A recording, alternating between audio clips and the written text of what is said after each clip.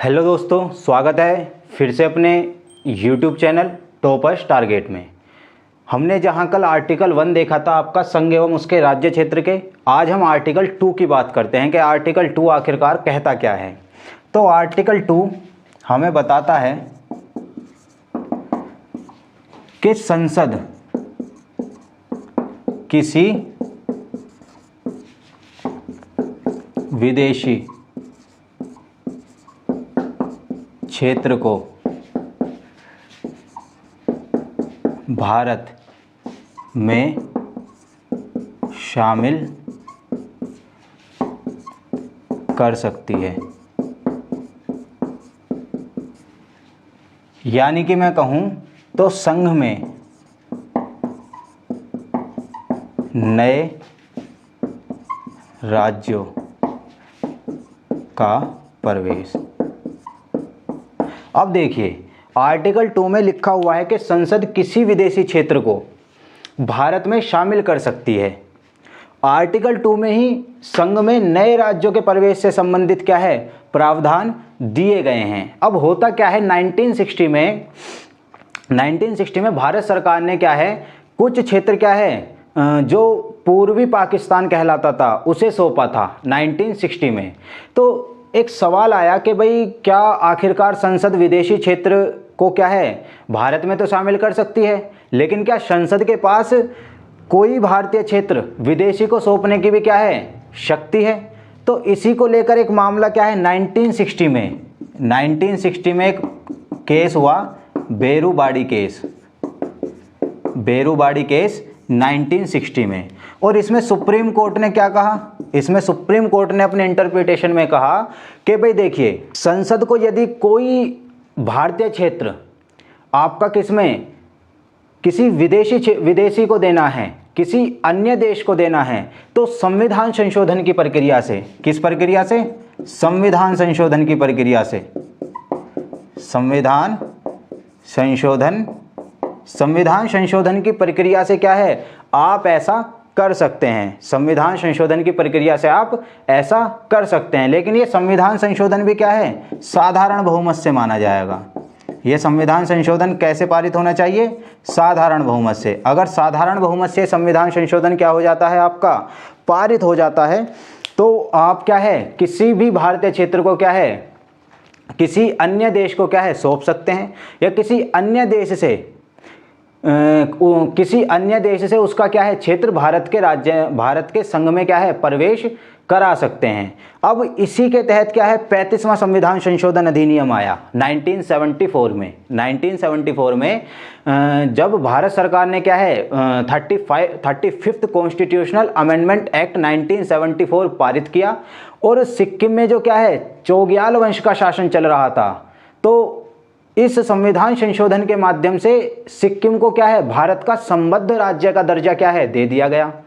फिर आपका क्या है 36th कॉन्स्टिट्यूशनल अमेंडमेंट एक्ट आया 1975 में, जिसको क्या है सिक्किम को क्या है भारत के पूर्ण राज्य का दर्जा क्या है दे दिया गया। इसके अलावा आप 100वां संविधान संशोधन देख सकते हैं, जो अभी हाल ही में 2015 में 100वां संविधान संशोधन किया गया, जिसके द्वारा क्या है कुछ गलियारे भारत द्वारा क्या है बांग्लादेश को सौंपे गए और कुछ बांग्लादेश ने क्या है भारत को सौंपे। तो इसकी क्या है संविधान संशोधन के माध्यम से क्या है हम ऐसा कर सकते हैं। यानी कि संघ में किसी विदेशी क्षेत्र को क्या है संसद शामिल कर सकती है, या किसी भारतीय क्षेत्र को क्या है किसी अन्य देश को दे सकती है। लेकिन ऐसा करने के लिए क्या है हमें संविधान संशोधन की प्रक्रिया आर्टिकल 368 के तहत संविधान संशोधन की प्रक्रिया का पालन करना होगा। ये आर्टिकल क्या है 2 कहता है। अब हम देखें आर्टिकल 3 क्या कहता है। आर्टिकल 3 क्या कहता है, तो अब हम आर्टिकल 2 के बाद हमारा नेक्स्ट आर्टिकल 3 देखेंगे कि आर्टिकल 3 क्या कहता है। हमारा जो आर्टिकल 3 है वो कहता है नए राज्य का निर्माण, फॉर्मेशन ऑफ न्यू स्टेट, या किसी राज्य के नाम, क्षेत्रफल या सीमा में परिवर्तन से संबंधित।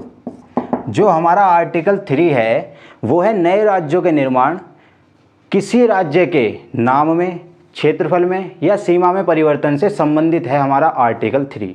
अब देखिए, हमारी संसद को शक्ति है कि वो किसी नए राज्य का निर्माण कर सकती है या फिर किसी राज्य का नाम बदल सकती है, उसका क्षेत्रफल बदल सकती है, उसकी सीमा में परिवर्तन कर सकती है।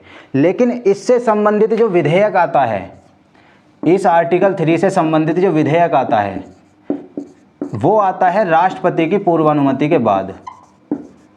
राष्ट्रपति की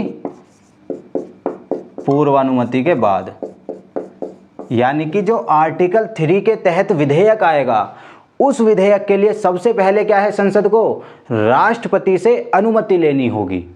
राष्ट्रपति से अनुमति लेने के बाद क्या है, उस विधेयक को क्या है, आगे की प्रक्रिया के लिए क्या है, भेजा जाएगा। जो आगे का क्या है, आगे की जो प्रक्रिया होगी। अब होता क्या है, नए राज्य के निर्माण की क्या प्रक्रिया होती है, तो नए राज्य के निर्माण की सिंपल सी प्रक्रिया होती है कि सबसे पहले तो ये बात आप ध्यान रखिएगा कि नए राज्य के निर्माण से संबंधित या किसी राज्य के नाम में, क्षेत्रफल में या सीमा में परिवर्तन से संबंधित जो विधेयक आएगा उसे लोकसभा में या राज्यसभा यानी कि संसद के किसी भी सदन में क्या है, पेश किया जा सकता है।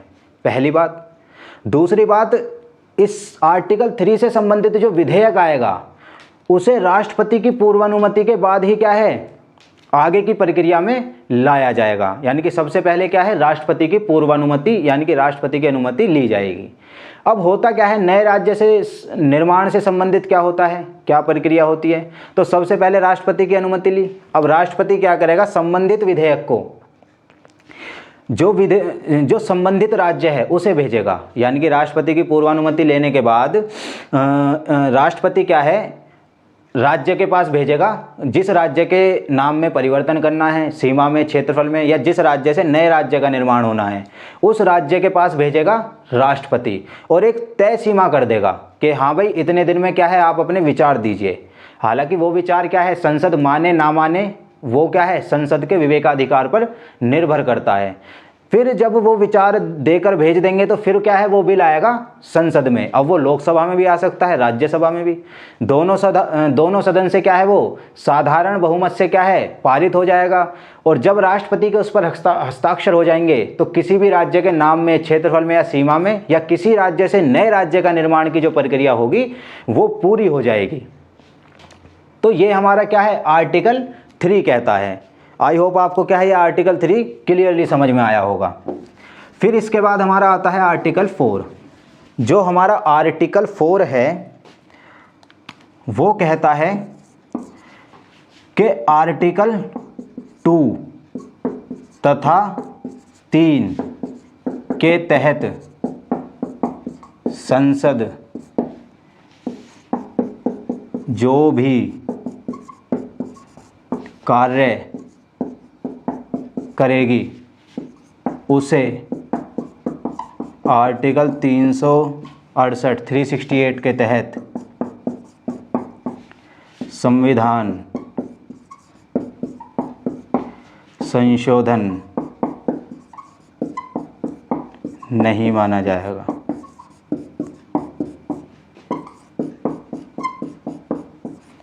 यानी कि आर्टिकल 4 बताता है कि 2 में और 3 में जो विधायी प्रक्रिया दी गई है और उस विधायी प्रक्रिया को करने के लिए संसद हमारी जो भी करेगी उसे आर्टिकल 368 के तहत संविधान संशोधन नहीं माना जाएगा। यानी कि ये क्या होगी, साधारण विधायी प्रक्रिया होगी।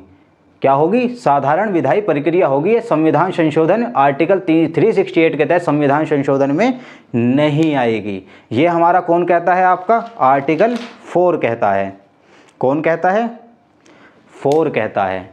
तो ये हमारा क्या है, संघ एवं उसके राज्य क्षेत्र से संबंधित जो हमारे क्या हैं, संवैधानिक क्या हैं, प्रावधान है, यानी कि जो कॉन्स्टिट्यूशनल प्रोविजंस हैं उन्हें मैंने क्या है आपको समझाने की बहुत अच्छे से क्या है प्रयास किया है। इसके बाद हम क्या है, इसी में राज्यों का निर्माण कैसे हुआ। जो वर्तमान राज्य आपको दिखते हैं 28 स्टेट एंड 8 यूनियन टेरिटरीज जो आपको दिखती हैं, उनका निर्माण किस तरीके से हुआ, किस किस आयोग की स्थापना की गई और किस आधार पर, यानी कि भाषाई आधार पर, धार्मिक आधार पर या प्रशासनिक आधार पर, किस आधार पर हमने इन राज्यों का क्या है निर्माण किया है, ये सब हम क्या है अपनी नेक्स्ट क्लास में देखेंगे।